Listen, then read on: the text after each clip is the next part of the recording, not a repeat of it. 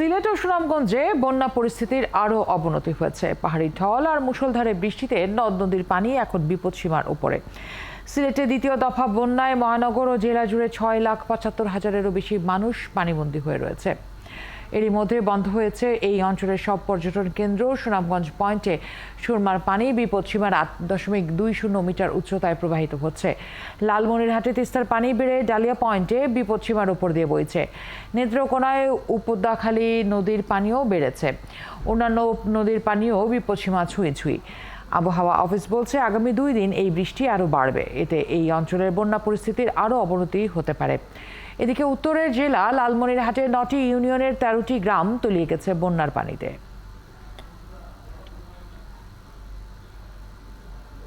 বন্যা পরিস্থিতির আরও খবর জানাতে সহকর্মী হুসাইন আহমেদ সুজাত যুক্ত হচ্ছেন আমাদের সাথে সিলেট থেকে। সুজাত, সিলেট শহরের বন্যা পূর্বাভাস নিয়ে কি ধরনের প্রস্তুতি দেখছেন? এই মুহূর্তে বন্যার এই তীব্রতা আর কতটা বাড়তে পারে বলে ধারণা করা হচ্ছে?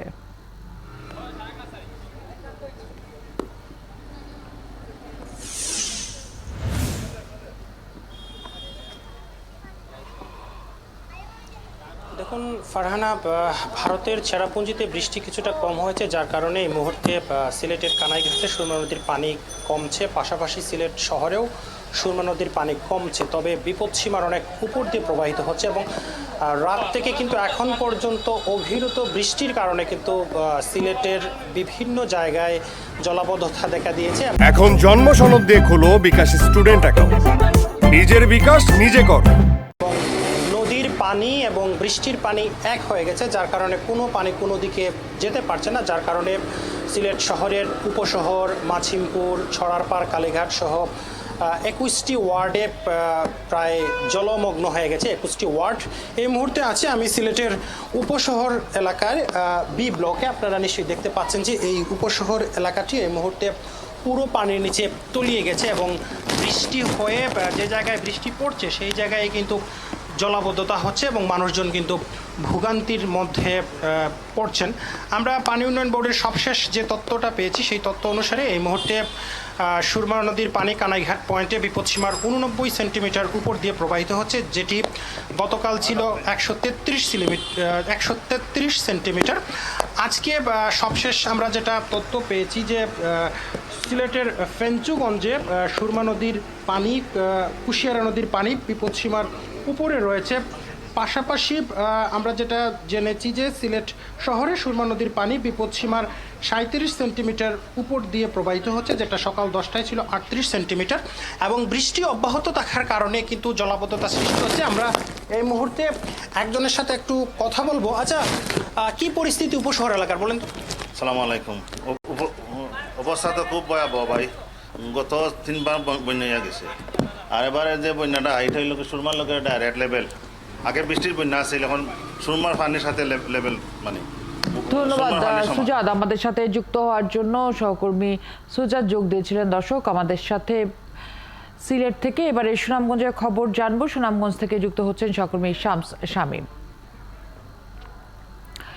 শামীম, সর্বশেষ পরিস্থিতির খবর কি রয়েছে আপনার কাছে? কোন কোন নদীর পানি সবচেয়ে বেশি বেড়েছে?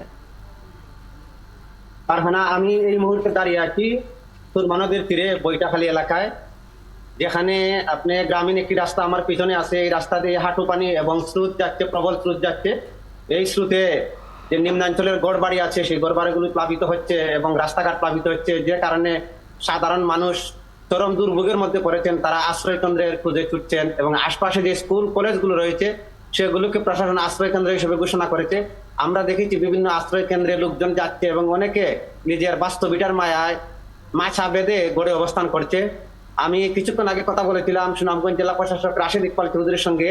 তিনি জানিয়েছেন সুনামগঞ্জ পয়েন্টে সুরমা নদীর পানি বিপদসীমার 40 সেন্টিমিটার এবং সাতকে 146 সেন্টিমিটার উচ্চতা প্রবাহিত হচ্ছে এবং সকাল থেকে মুষলধারে বৃষ্টিপাত হচ্ছে, কখনো থেমে থেমে, কখনো বাড়ি, কখনো মাঝারি, যার ফলে পানি বাড়ছে এবং এই পানি বাড়ার কারণে মানুষের মধ্যে একটা আতঙ্ক বিরাজ করছে। আসলে 2022 সালের ভয়াবহ বন্যার মুখে তারা দাঁড়িয়ে আছেন কিনা।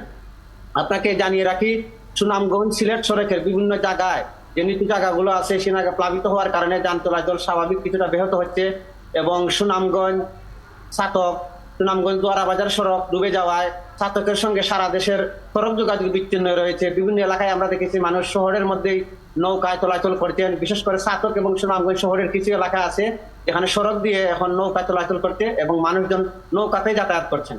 ফারহানা। ধন্যবাদ শামস আমাদের সাথে যুক্ত হওয়ার জন্য। সহকর্মী শামীম সুনামগঞ্জ থেকে এবং হুসাইন আহমেদ সুজাদ সিলেট থেকে দর্শক বন্যা পরিস্থিতির খবর নিয়ে যুক্ত হয়েছিলেন আমাদের সাথে।